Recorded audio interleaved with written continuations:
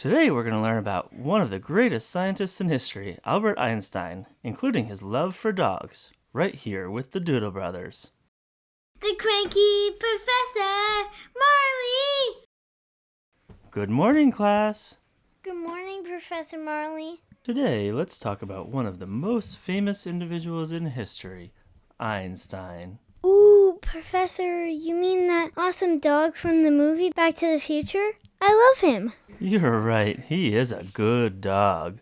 But today we're actually going to learn about Albert Einstein, the physicist and all-around genius. Can anyone tell me what Einstein is famous for? Well, isn't he famous because he explained how everything in the universe works? I guess that's one way to put it. He is most well known for what is called the theory of relativity, which explains, among other things, how everything in the universe relates to everything else, which can be explained using a series of equations, the most famous of which is E equals mc squared. Yes, I've seen that before. Doesn't that mean if you multiply the number of meals I have in a day, M, by the number of cats I chase in a day, C, squared, it'll tell you how much energy I had before I chased all those pesky cats? Something like that. What E equals mc squared means is that energy, E, is equal to mass, M, multiplied by the speed of light, C, squared. His combined theories have led to some of the most groundbreaking understandings of how the universe works, including the Big Bang Theory, and the invention of a whole number of everyday items, such as the refrigerator, which he invented with his students in 1926. Wow, I'm sure glad we have refrigerators. Me too, Fenway. Einstein was born in 1879 in one of the states that would later become Germany, and he eventually settled in the United States in 1933, after moving around frequently both for his studies and then to flee Nazi Germany. During his life, he published hundreds of books and articles, totaling more than 30,000 unique documents. His achievements were so great that his very name, Einstein, is now used to describe genius. Einstein's been celebrated in some of the most prestigious ways, both during his life and after. In 1922, he was awarded the Nobel Prize in Physics, the greatest award in physics. Countless things have been named for him, including awards, schools, buildings, TV shows, and even an element,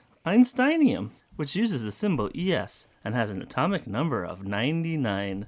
His discoveries were so great that he was even named the Person of the Century by Time magazine. Wow, that's impressive. He probably could have became president or something. In fact, he was actually asked to be the president of Israel in 1952, but he declined, saying that, "All my life I have dealt with objective matters, hence I lack both the natural aptitude and the experience to deal properly with people and to exercise official functions." Hey, do you want to go take a field trip to go see Einstein? But he isn't still alive, is he? No, but there's a memorial park dedicated to him right here in Washington, D.C. at the National Academy of Sciences. Cool, let's go!